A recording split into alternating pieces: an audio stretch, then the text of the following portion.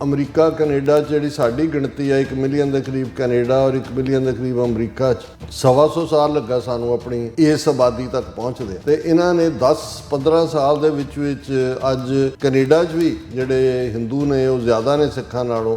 America 'ਚ ਤਾਂ 2 ਗੁਣਾ 3 ਗੁਣਾ ਨੇ ਕਿਉਂਕਿ ਇਸ IT ਸੈਕਟਰ ਦੇ ਥੱਲੇ ਧੜਾਧੜ ਟੱਬਰਾਂ ਦੇ ਟੱਬਰ ਕਾਲੇ ਪੀਲੇ ਹਰੇ ਕਿਸਮ ਦੇ ਲੋਕ ਜਿਹੜੇ ਨੇ ਉਹ ਤੁਹਾਨੂੰ ਚਾਰੇ ਪਾਸੇ ਨਜ਼ਰ ਆਉਂਦੇ ਨੇ। ਫਿਰ ਉਹਨਾਂ ਨੇ ਅੱਗੋਂ ਕਿਉਂਕਿ H1B ਤੋਂ ਬਾਅਦ 3 ਸਾਲ ਦਾ H1B ਹੈ, ਫਿਰ ਤੁਹਾਡਾ ਉਹੀ ਕੰਪਨੀ ਅੱਗੋਂ ਗ੍ਰੀਨ ਕਾਰਡ ਮੂਵ ਕਰ ਦਿੰਦੇ ਸੀ, ਵਿਦਨ ਗ੍ਰੀਨ ਕਾਰਡ ਆ ਗਿਆ, ਫਿਰ ਸਿਟੀਜ਼ਨਸ਼ਿਪ, ਫਿਰ ਇੱਥੇ ਨਿਆਣੇ ਜੰਮੇ ਜਾਂਦੇ ਸੀ ਆ ਕੇ ਉਹ ਬੋਰਨ ਸਿਟੀਜ਼ਨ। ਔਰ H1B ਦੇ ਥੱਲੇ ਘਰ ਵਾਲੀਆਂ ਵੀ ਜਿਹੜੀਆਂ ਨਲਾਇਕ ਕਿਸਮ ਦੀਆਂ ਵੀ ਸੀ ਉਹਨਾਂ ਨੂੰ ਵੀ ਨਾਲ ਜਿਹੜਾ ਉਹ ਜੌਬ ਦੇ ਉੱਤੇ ਲਵਾਉਣ ਦੀ। ਔਰ ਸਿਲੀਕਨ ਵੈਲੀ ਪੂਰਾ ਮਾਫੀਆ। ਪ੍ਰੈਜ਼ੀਡੈਂਟ ਟਰੰਪ ਇਸ ਗੱਲ ਨੂੰ ਸਮਝਦਾ ਸੀ ਕਿ ਵੀ ਜਦੋਂ ਤੱਕ ਇਹ ਬੈਠੇ ਨੇ 5-5 ਫੁੱਟੇ ਕੱਦ ਵਾਲੇ ਔਰ ਸੜੀਆਂ ਜਿਹੀਆਂ ਸ਼ਕਲਾਂ ਲੈ ਕੇ ਤੇ ਬੇਈਮਾਨ ਔਰ ਸਕੈਂਡਲ ਸਕੈਮ ਇੱਥੇ ਵੀ ਉੱਥੇ ਵੀ ਬੇਈਮਾਨ ਔਰ ਉਹ ਕਲੱਬਾਂ 'ਚ ਵੀ ਜਿਹੜਾ ਉਹ ਵੀ ਸ਼ੇਪ ਚੱਪਲ ਪਾ ਕੇ ਤੁਰ ਜਾਂਦੇ ਨੇ, $2-2 ਲੱਖ ਪਾਕਟ 'ਚ ਪਾ ਰਹੇ ਨੇ ਤੇ ਆਪਣੇ ਜਿਹੜੇ ਨੇ ਘਰ ਬਣਾ ਰਹੇ ਨੇ, ਲੇਕਿਨ ਕੋਈ ਤਹਿਜ਼ੀਬੀ ਜਾਂ ਦੂਜੀ ਕੋਈ ਦੇਣ ਨਹੀਂ ਅਮਰੀਕਨ ਸਿਸਟਮ। ਸੋ ਇਹਨਾਂ ਨੂੰ ਜਿਹੜਾ ਉਹ ਟਾਰਗੇਟ ਕਰਨਾ ਹੀ ਕਰਨਾ ਸੀ। ਪਹਿਲਾਂ ਜਦੋਂ ਝਟਕਾ ਦਿੱਤਾ ਟਰੰਪ ਨੇ ਉਦੋਂ ਤਾਂ ਇੱਕਦਮ ਬਹੁਤਿਆਂ ਨੂੰ ਪਤਾ ਵੀ ਨਹੀਂ ਲੱਗਾ ਕੀ ਹੈ। ਬਾਅਦ ਦੇ ਵਿੱਚ ਵਾਈਟ ਹਾਊਸ ਨੇ ਕਲੈਰਿਟੀ ਦਿੱਤੀ ਵੀ ਜਿਹੜੇ ਆਲਰੇਡੀ H1B ਦੇ ਉੱਤੇ ਨੇ ਉਹਨਾਂ ਤੋਂ ਇਹ ਫੀਸ ਨਹੀਂ ਲਈ ਜਾਏਗੀ ਔਰ ਜਿਹੜਾ ਉਹ ਫਰੈਸ਼ $1 ਲੱਖ ਜਿਹੜਾ ਹੋਏਗਾ ਜਿਹੜਾ ਵੀ ਅਪਲਾਈ ਕਰੇਗਾ। ਡਾਇਰੈਕਟ ਹਿੱਟ ਹੈ ਇੰਡੀਆ ਦੀ ਕਿਉਂਕਿ 70% ਇੰਡੀਆ ਦੇ 72% H1B ਵੀਜ਼ਾ ਅਮਰੀਕਾ ਦੇ ਉਹ ਇੰਡੀਅਨਸ ਨੂੰ ਜਾਂਦੇ ਨੇ। ਜਦੋਂ ਅਮਰੀਕਾ ਚੋਂ ਸੋ ਕਾਲਡ ਇਲੀਗਲ ਪੰਜਾਬੀਆਂ ਨੂੰ ਚੇਨਜ਼ ਔਰ ਬੇੜੀਆਂ 'ਚ ਪਾ ਕੇ ਅੰਮ੍ਰਿਤਸਰ ਦੇ 에ਅਰਪੋਰਟ ਤੇ ਉਹਨਾਂ ਨੇ ਲੈਂਡ ਕਰਵਾਇਆ ਜਹਾਜ਼ ਦੇ ਵਿੱਚ, ਉਦੋਂ ਤਾਂ ਤੁਹਾਨੂੰ ਹਿਊਮੈਨਿਟੇਰੀਅਨ ਕ੍ਰਾਈਸਿਸ ਨਹੀਂ ਨਜ਼ਰ ਆਇਆ ਕਿ ਜੀ ਇਹ ਤਾਂ ਪਰਿਵਾਰ ਸੈਪਰੇਟ ਹੋ ਜਾਣਗੇ, ਇਹ ਕੀ।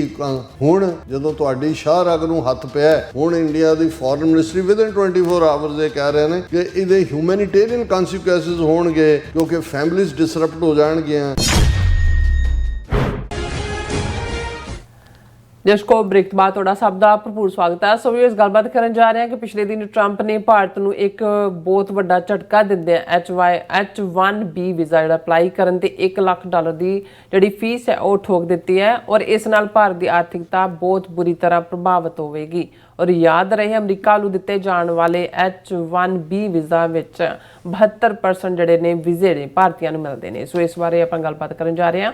ਸੋ ਅਸੀਂ ਚਾਹਾਂਗੇ ਕਿ ਤੁਸੀਂ ਇਸੇ ਤਰ੍ਹਾਂ ਬੜੇ ਰਹਿਣਾ, ਦੇਖਣ ਸੁਣਨ ਜਾਂ ਲਿਖਣ ਲਈ ਤੁਹਾਡਾ ਸਭ ਦਾ ਬਹੁਤ ਬਹੁਤ ਧੰਨਵਾਦ ਜੀ। ਰਾਜ ਸਾਹਿਬ ਕੀ ਕਹਿਣਾ ਚਾਹੋਗੇ? ਦੇਖੋ, ਜਦੋਂ ਅਸੀਂ ਵੀਕਐਂਡ ਤੇ ਟਰੈਵਲ ਕਰ ਰਹੇ ਸੀ ਔਰ ਆਲਮੋਸਟ ਫਰਾਈਡੇ ਜਿਹੜਾ ਅਸੀਂ ਗਏ ਔਰ ਜਿਹੜੀ ਮੇਨ ਖਬਰ ਜਿਸ ਨੇ ਇਹੀ ਨਹੀਂ ਕਿ ਭਾਰਤ ਦੇ IT ਸੈਕਟਰ ਵਾਲਿਆਂ ਦੇ ਪੈਰਾਂ ਹੇਠੋਂ ਜ਼ਮੀਨ ਖਿਸਕਾ ਦਿੱਤੀ, ਇਹਦਾ ਇਮੀਡੀਏਟ ਇੰਪੈਕਟ ਇਹ ਸੀ ਕਿ ਜਿਵੇਂ ਸੈਨ ਫਰਾਂਸਿਸਕੋ ਤੋਂ ਐਮੀਰੇਟਸ ਦੀ ਫਲਾਈਟ ਜਿਹੜੀ ਉੱਡਣ ਵਾਲੀ ਸੀ, ਜਦੋਂ ਕਿ ਉਸ ਤੋਂ ਕੁਛ ਦੇਰ ਪਹਿਲਾਂ ਹੀ H1B ਵੀਜ਼ੇ ਦੇ ਉੱਤੇ $1 ਲੱਖ ਦਾ ਜਿਹੜਾ ਹੈ ਉਹ ਐਪਲੀਕੇਸ਼ਨ ਫੀ, ਔਰ ਉਹ ਪਹਿਲੀ ਅਜੇ ਕਲੈਰੀਫਿਕੇਸ਼ਨ ਨਹੀਂ ਸੀ ਵਾਈਟ ਹਾਊਸ ਤੋਂ ਆਈ, ਇਹਦੇ 'ਚ ਇਹ ਸੀ ਕਿ ਹਰ ਸਾਲ ਵੀ $1 ਲੱਖ ਦੇਣਾ ਪਏਗਾ। ਔਰ ਇਸ ਸਾਰੇ ਦਾ ਨਤੀਜਾ ਸੀ ਕਿ ਜਿਹੜੇ ਕੁਛ ਇੰਡੀਅਨ ਆਪਣੇ ਫੈਮਲੀਜ਼ ਨਾਲ ਜਹਾਜ਼ 'ਚ ਬੈਠੇ ਸੀ ਉਹ ਉਹਨਾਂ ਨੇ ਜਹਾਜ਼ 'ਚ ਉੱਠਣਾ ਸ਼ੁਰੂ ਕਰਤਾ। ਹਾਲਾਂ ਉਹਨਾਂ ਦਾ ਲਗੇਜ ਵਗੈਰਾ ਚੈੱਕ ਹੋਇਆ ਸੀ, ਅੰਦਰ ਅਫੜਾ ਦਫੜੀ ਮਚ ਗਈ ਕਿ ਜੀ ਅਸੀਂ ਤਾਂ ਉਹਨਾਂ ਨੂੰ ਲੱਗਾ ਵੀ ਅਸੀਂ ਜੇ ਵਾਪਸ ਗਏ ਤੇ ਅਮਰੀਕਾ ਆ ਹੀ ਨਹੀਂ ਸਕਣਾ, ਉਹ ਸਾਰੇ ਲਾਗੂ ਹੋ ਜਾਣੀਆਂ ਨੇ, ਪਤਾ ਨਹੀਂ ਹੋਰ ਕੀ ਹੋਣਾ। ਸੋ ਪਹਿਲਾਂ ਇੱਕ ਫੈਮਿਲੀ ਉੱਠੀ, ਫਿਰ 2 ਉੱਠੀ, ਫਿਰ ਪਾਇਲਟ ਨੇ ਅਨਾਉਂਸ ਕੀਤਾ ਕਿ ਵੀ ਕੋਈ ਗੱਲ ਨਹੀਂ, ਅਸੀਂ ਉਹ ਵੀ ਕਹਿਣ ਸਾਡਾ ਲਗੇਜ ਮੰਗਵਾਓ। ਸੋ ਉਹ ਫਲਾਈਟ 3 ਘੰਟੇ ਲੇਟ ਹੋਈ ਔਰ ਅੱਧੀ ਖਾਲੀ ਹੋ ਗਈ ਕਿਉਂਕਿ ਉਹ ਸਾਰੇ ਜਾਣ ਵਾਲੇ ਉਹੀ IT ਸੈਕਟਰ ਵਾਲੇ ਜਾਂ ਦੂਜੇ ਖੌਫਜ਼ਦਾ ਹੋਏ ਵੀ ਕੀ ਹੈ। ਔਰ ਉਹ ਜਿਹੜਾ ਭਾਰਤ ਦੀ ਇਕੋਨਮੀ ਨੂੰ ਕ੍ਰਿਪਲ ਕਰ ਦੇਣ ਵਾਲਾ ਸਟੈਪ ਹੈ ਉਹ ਜਿਹੜਾ ਲਾਗੂ ਉਹਨਾਂ ਨੇ ਕੀਤਾ। ਉਹਨਾਂ ਨੇ ਐਗਜ਼ੈਕਟਿਵ ਆਰਡਰ ਪ੍ਰੈਜ਼ੀਡੈਂਟ ਟਰੰਪ ਨੇ ਸਾਈਨ ਕੀਤਾ ਕਿ ਭਾਈ H1B ਵੀਜ਼ੇ, ਹੁਣ H1 ਅੱਡ ਕੈਟਾਗਰੀਜ਼ ਨੇ ਵੀਜ਼ਿਆਂ ਦੀ। H1B ਦੇ ਵਿੱਚ ਬਹੁਤ ਸਾਰੇ ਜਿਹੜੇ ਨੇ ਉਹ ਜਿਹੜੇ ਟੈਕਨੀਕਲ ਹੈਂਡ ਨੇ, ਜਿਹੜੇ IT ਸੈਕਟਰ ਵਾਲੇ ਮੋਸਟਲੀ, ਔਰ ਕਿਉਂਕਿ ਉੱਥੇ ਉਸ ਕਿਸਮ ਦੇ ਉਹਨਾਂ ਨੇ ਇੰਸਟੀਚਿਊਟ ਹਾਲਾਂ ਨਹਿਰੂ ਦੇ ਜ਼ਮਾਨੇ 'ਚ IIT ਖੁੱਲ੍ਹਿਆ, ਬਾਅਦ ਦੇ ਵਿੱਚ ਇਹਨਾਂ ਨੇ ਕਰਨਾਟਕਾ ਤੇ ਦੂਸਰੀਆਂ ਸਟੇਟਾਂ ਦੇ ਵਿੱਚ 6-6 ਮਹੀਨੇ ਦੇ ਪ੍ਰੋਗਰਾਮਾਂ ਵਾਲੇ ਜਿਹੜੇ ਨੇ ਉਹ ਤਿਆਰ ਕਰ ਲਏ ਤੇ ਇੱਥੇ ਸਿਲੀਕਨ ਵੈਲੀ ਦੇ ਵਿੱਚ ਬਹੁਤਾ ਇਹਨਾਂ ਦਾ ਹੀ ਹੋਲਡ ਸੀ ਔਰ ਉਹਦਾ ਮਿਸਯੂਜ਼ ਕਰਕੇ ਉਹਨਾਂ ਨੂੰ ਲੱਖਾਂ ਡਾਲਰ ਜਿਹੜਾ ਵਿੱਚ ਹੀ ਪਲੇਸਮੈਂਟ ਏਜੰਸੀਜ਼ ਰਖਵਾ ਲਈਆਂ, ਪੈਸੇ ਇਧਰੋਂ ਵੀ ਬਣਾ ਰਹੇ ਸੀ, ਜਿਨ੍ਹਾਂ ਨੂੰ ਅਪਰੂਵ ਕਰ ਰਹੇ ਸੀ ਉਹਨਾਂ ਨੂੰ ਵੀ, ਔਰ ਧੜ ਇਮੀਗ੍ਰੇਸ਼ਨ ਵਾਲਿਆਂ ਨੂੰ ਸੀ ਕਿ ਵੀ ਹਰ ਇੰਡੀਅਨ ਜਿਹੜਾ ਇੰਜੀਨੀਅਰ ਜਾਂ ਦੂਜਾ ਉਹ IT ਦਾ ਇੰਜੀਨੀਅਰ ਹੀ ਹੈ, ਧੜ ਵੀਜ਼ੇ ਵੀ ਇਹਨਾਂ ਨੂੰ ਮਿਲੇ। ਔਰ ਇਹਦਾ ਹੀ ਰੀਜ਼ਨ ਹੈ ਕਿ ਵੀ ਅਮਰੀਕਾ ਕੈਨੇਡਾ 'ਚ ਜਿਹੜੀ ਸਾਡੀ ਗਿਣਤੀ ਹੈ 1 ਮਿਲੀਅਨ ਦੇ ਕਰੀਬ ਕੈਨੇਡਾ ਔਰ 1 ਮਿਲੀਅਨ ਦੇ ਕਰੀਬ ਅਮਰੀਕਾ 'ਚ, 125 ਸਾਲ ਲੱਗਾ ਸਾਨੂੰ ਆਪਣੀ ਇਸ ਆਬਾਦੀ ਤੱਕ ਪਹੁੰਚਦੇ ਆ। ਤੇ ਇਹਨਾਂ ਨੇ 10-15 ਸਾਲ ਦੇ ਵਿੱਚ ਅੱਜ ਕੈਨੇਡਾ 'ਚ ਵੀ ਜਿਹੜੇ ਹਿੰਦੂ ਨੇ ਉਹ ਜ਼ਿਆਦਾ ਨੇ ਸਿੱਖਾਂ ਨਾਲੋਂ, ਅਮਰੀਕਾ 'ਚ ਤਾਂ 2 ਗੁਣਾ 3 ਗੁਣਾ ਨੇ, ਕਿਉਂਕਿ ਇਸ IT ਸੈਕਟਰ ਦੇ ਥੱਲੇ ਧੜ ਟੱਬਰਾਂ ਦੇ ਟੱਬਰ, ਕਾਲੇ ਪੀਲੇ ਹਰੇ ਕਿਸਮ ਦੇ ਲੋਕ ਜਿਹੜੇ ਨੇ ਉਹ ਤੁਹਾਨੂੰ ਚਾਰੇ ਪਾਸੇ ਨਜ਼ਰ ਆਉਂਦੇ ਨੇ।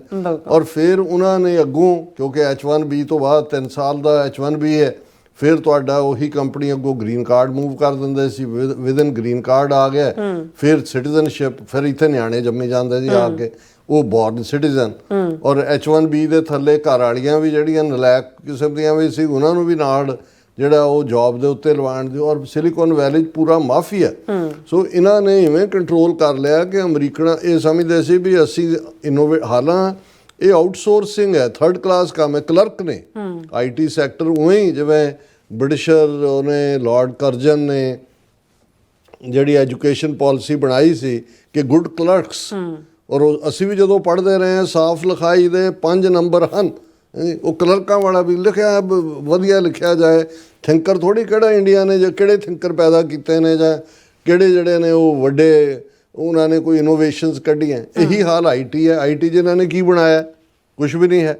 ਸਿਰਫ ਇਹ ਹੈ ਵੀ ਇਹ ਕਲਰਕ ਸੀਗੇ ਨਵੇਂ IT ਸੈਕਟਰ ਦੇ, ਔਰ ਅਮਰੀਕਨਾਂ ਨੂੰ ਜਾਂ ਦੂਸਰਿਆਂ ਨੂੰ ਕਿਉਂਕਿ ਥੋੜ੍ਹੇ ਪਛੜ ਗਏ ਇਹਨਾਂ ਨਾਲੋਂ, ਤੇ ਇਹਨਾਂ ਨੇ ਤਾਂ ਇੱਥੇ ਇਵੇਂ ਕੰਟਰੋਲ ਕਰਕੇ ਸਮਝ ਲਿਆ ਵੀ ਜਿਵੇਂ ਭੂਆ ਦੇ ਘਰ ਆਏ ਹੁੰਦੇ ਨੇ, ਔਰ ਜਿਹਨੂੰ ਮਰਜ਼ੀ ਜੋ ਮਰਜ਼ੀ ਦੇ। ਔਰ ਡਿਸਕ੍ਰਿਮੀਨੇਸ਼ਨ, ਹੁਣ ਤੁਸੀਂ ਦੇਖੋ ਵੀ ਕਾਸਟ ਬੇਸਡ ਡਿਸਕ੍ਰਿਮੀਨੇਸ਼ਨ ਦੇ ਕੇਸ ਕੈਲੀਫੋਰਨੀਆ 'ਚੋਂ ਅਮਰੀਕਨ ਅਦਾਲਤ ਦੇ ਵਿੱਚ ਗਏ ਕਿ ਭਾਈ ਇਹ ਜਿਹੜੇ ਦਲਿਤ ਜਾਂ ਦੂਜੇ ਨੇ ਉਹਨਾਂ ਨੂੰ ਨੇੜੇ ਨਹੀਂ ਲੱਗਣ ਦਿੰਦੇ। ਸਿੱਖ ਮੁਸਲਮਾਨ ਤਾਂ ਵੈਸੇ ਹੀ ਸਾਨੂੰ ਤਾਂ ਉਹ ਵੈਸੇ ਹੀ ਇਹਨਾਂ ਦੇ ਨਾਲ ਇਸ ਫੀਲਡ 'ਚ ਕੀ ਜਾਣਾ ਸੀ। ਕੋਈ ਵਿਰਲੇ ਟਾਵੇਂ ਤੁਹਾਨੂੰ ਇੱਕ ਅੱਧਾ ਸਿੱਖ ਜਿਹੜਾ ਕੋਈ ਬੰਗਲੌਰ ਪੜ੍ਹਿਆ ਹੈ ਜਾਂ ਕੋਈ ਦਿੱਲੀੋਂ ਆਇਆ, ਅਦਰਵਾਈਜ਼ ਇਹਨੂੰ ਇਹੀ ਡੋਮੀਨੇਟ ਕਰਦੇ ਸੀ। ਔਰ ਟਰੰਪ ਦਾ ਇਹ ਜਿਹੜਾ ਜਿਸ ਨੂੰ ਤੁਸੀਂ ਕਹੋ ਕਿ ਵੀ ਇਹਨਾਂ ਦਾ ਆਪਣੀ ਜ਼ੁਬਾਨ 'ਚ ਕਹਿਣਾ ਹੋ ਕਿ ਰਾਮਬਾਣ ਹੈ, ਛੱਡਿਆ ਕਿ ਵੀ ਇਕੱਲਾ ਇਹ ਨਹੀਂ ਕਿ ਵੀ ਅੱਗੋਂ ਲਈ ਦਰਵਾਜ਼ੇ ਬੰਦ। 72% ਵੀਜ਼ੇ H1B ਕੈਟਾਗਰੀ 'ਚ 100 ਦੁਨੀਆ ਦੇ 93 ਮੁਲਕਾਂ 'ਚੋਂ 193, 72% ਇਹਨਾਂ ਕੋਲ 2/3।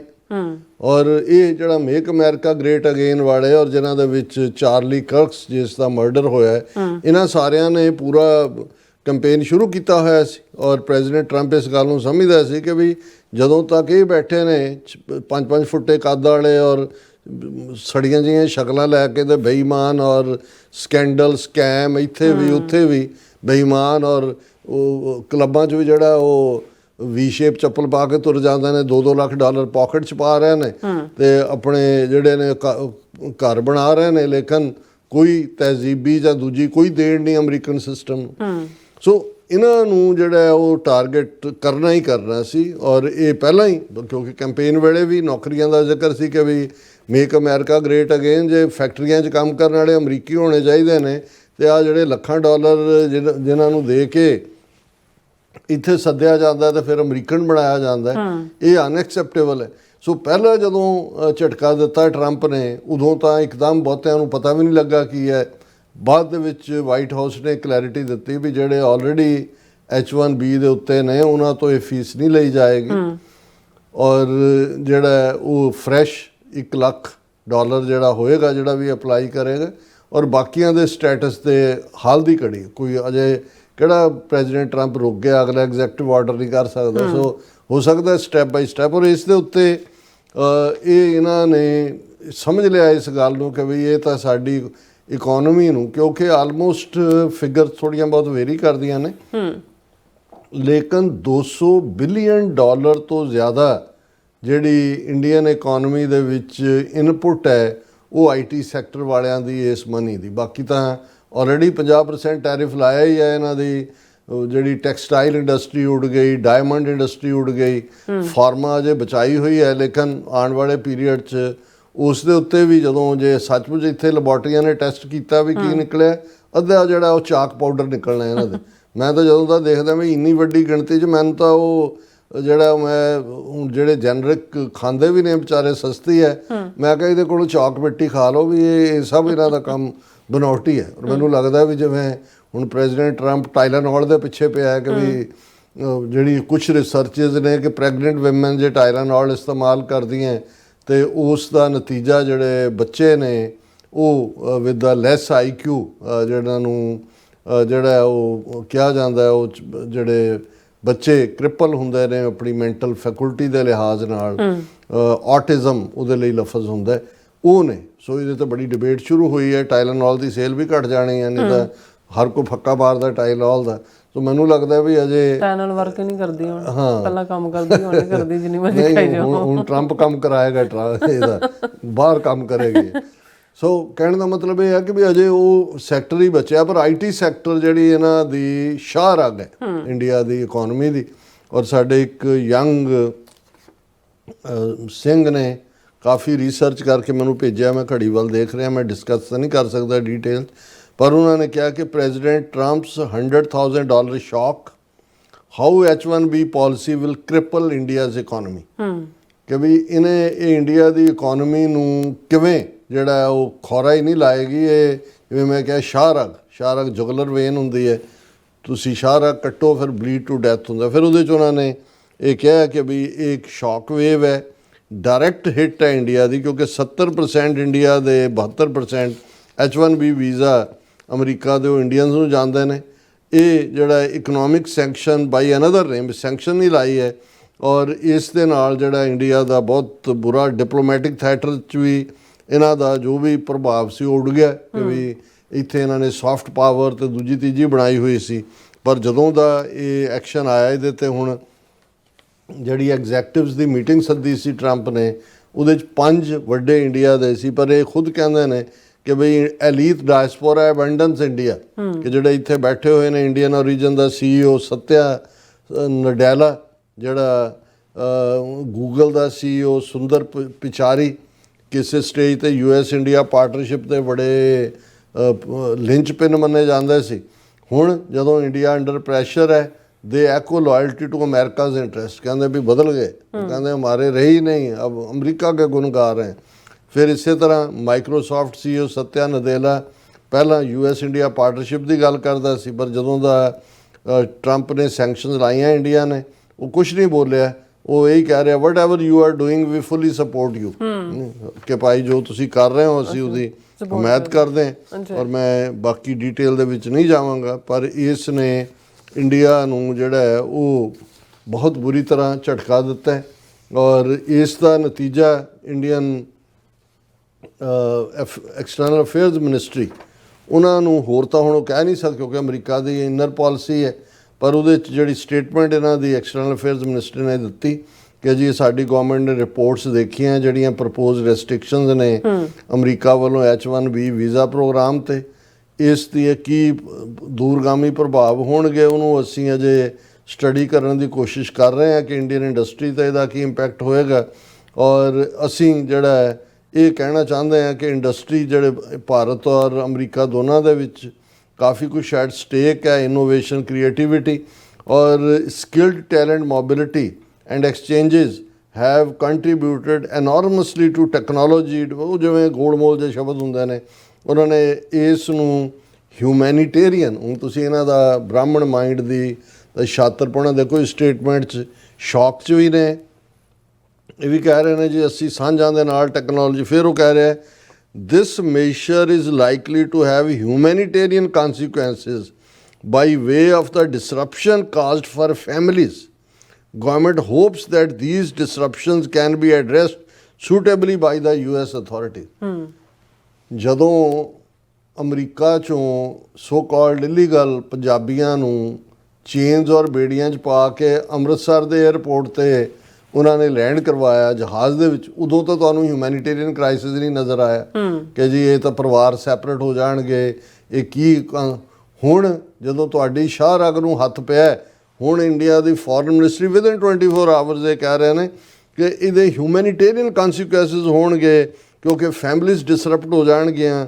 ਸਰਕਾਰ ਇਹ ਹੋਪ ਕਰਦੀ ਹੈ ਕਿ ਵੀ ਇਹਨਾਂ ਡਿਸਰਪਸ਼ਨਸ ਨੂੰ ਜਿਹੜਾ ਹਿਊਮੈਨਿਟੇਰੀਅਨ ਕ੍ਰਾਈਸਿਸ ਫੈਮਿਲੀਜ਼ ਦਾ ਹੈ, ਉਹਨੂੰ ਅਮਰੀਕਾ ਜਿਹੜਾ ਉਹ ਐਡਰੈਸ ਕਰੇ। ਵਾਹ ਵੀ ਵਾਹ, ਹੁਣ ਤੁਹਾਡੀਆਂ ਫੈਮਿਲੀਜ਼ ਹੁਣ ਜਿਹੜੀਆਂ ਨੇ ਉਹ ਹੋਈਆਂ, ਉਹ ਜਿਵੇਂ ਹੁੰਦਾ ਕਿ ਵੀ ਬਾਹਰ ਜਿਹੜੀ ਲੱਗੀ ਅੱਗ ਹੈ ਕਿਸੇ ਦੇ ਘਰ ਨੂੰ, ਉਹ ਬਸੰਤਰ ਲੱਗਦੀ ਹੈ ਜਾਂ ਬਸੰਤ ਸਪਰਿੰਗ, ਤੇ ਜਦੋਂ ਆਪਣੇ ਲੱਗਦੀ ਹੈ ਫਿਰ ਵੀ ਇਹ ਅੱਗ ਹੈ।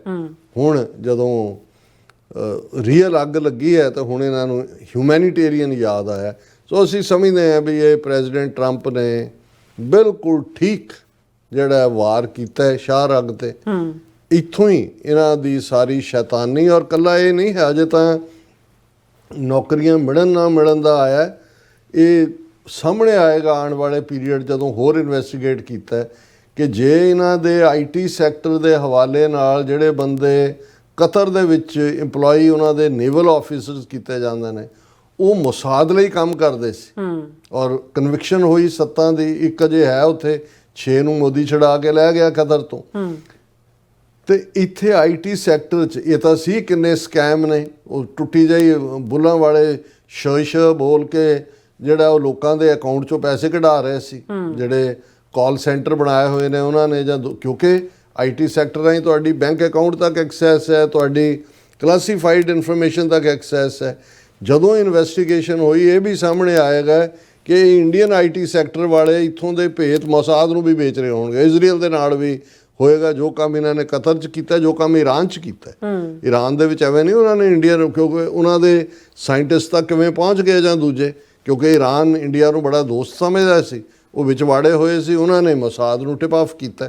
ਔਰ ਇੱਥੇ ਵੀ ਸਕੈਂਡਲ ਨਿਕਲਣਗੇ ਕਿ IT ਸੈਕਟਰ ਦੇ ਵਿੱਚ ਇਹਨਾਂ ਨੇ ਜਿਹੜੀ ਬਿਲਕੁਲ ਜਿਹੜੀ ਕੌਨਫੀਡੈਂਸ਼ੀਅਲ ਇਨਫੋਰਮੇਸ਼ਨ ਹੈ, ਕਲਾਸੀਫਾਈਡ ਇਨਫੋਰਮੇਸ਼ਨ ਵੀ, ਉਹ ਵੀ ਇਹਨਾਂ ਨੇ ਵੇਚੀ ਹੋਏਗੀ, ਕਿਉਂਕਿ ਇਹਨਾਂ ਦਾ ਧਰਮ ਪੈਸਾ ਹੈ। ਔਰ ਕੋਈ ਐਸਾ ਮਜ਼ਹਬ ਨਹੀਂ ਜਿਹਨੇ ਗੋਡੈਸ ਆਫ ਵੈਲਥ ਬਣਾਈ ਹੋਏ ਲక్ష్ਮੀ, ਜਿਹਦੀ ਪੂਜਾ ਕਰ, ਇਹੀ ਨੇ, ਇਹੀ ਲక్ష్ਮੀ। ਔਰ ਲక్ష్ਮੀ ਫਿਰ ਕੋਈ ਛੋਟੀ ਮੋਟੀ ਨਹੀਂ, ਉਹ ਵਿਸ਼ਨੂੰ ਦੀ ਪਤਨੀ ਹੈ। ਉਹਦਾ ਨਾਂ ਡਿਫਰੈਂਟ ਰੱਖੇ ਹੋਏ ਨੇ, ਪਰ ਲక్ష్ਮੀ ਜਿਹੜੀ ਹੈ ਉਹ ਵਿਸ਼ਨੂੰ ਦੀ ਪਤਨੀ ਹੈ। ਤੇ ਜਿਹੜੇ ਪੁਜਾਰੀ ਮਾਇਆ ਦੇ ਨੇ ਉਹ ਤਾਂ ਪੈਸੇ ਲਈ ਮਾਂ ਵੇਚ ਦਿੰਦੇ ਨੇ, ਉਹਨਾਂ ਨੂੰ ਕੀ ਫਰਕ ਪੈਂਦਾ। ਹੁਣ ਆਈ ਇਹਨਾਂ ਦੇ CEO, ਉਹਨਾਂ ਨੇ ਕਿਹਾ ਜੀ ਨਹੀਂ ਅਸੀਂ ਤਾਂ ਟਰੰਪ ਜਨਾਬ ਦੇ ਨਾਲ ਖੜੇ ਹਾਂ। ਸੋ ਸਾਨੂੰ ਲੱਗਦਾ ਵੀ ਜਨਾਬ ਟਰੰਪ ਠੀਕ ਦਿਸ਼ਾ ਵੱਲ ਜਾ ਰਹੇ ਨੇ। ਹੁਣ ਇਹੀ ਹੈ ਵੀ ਗਲੀ ਸੜੀ ਸਰਕਾਰ ਕੋ ਇੱਕ ਧੱਕਾ ਹੋਰ ਦੋ। ਜੀ ਰਾਜ ਸਾਹਿਬ ਤੁਹਾਡਾ ਬਹੁਤ ਬਹੁਤ ਧੰਨਵਾਦ। ਸਾਥ ਲੈਣ ਬ੍ਰੇਕ। ਵਿਊਅਰਸ ਤੁਸੀਂ ਇਸੇ ਤਰ੍ਹਾਂ ਬਣੇ ਰਹਿਣਾ, ਮਿਲਦੇ ਹਾਂ ਛੋਟੇ ਜਿਹੇ ਬ੍ਰੇਕ ਤੋਂ ਬਾਅਦ।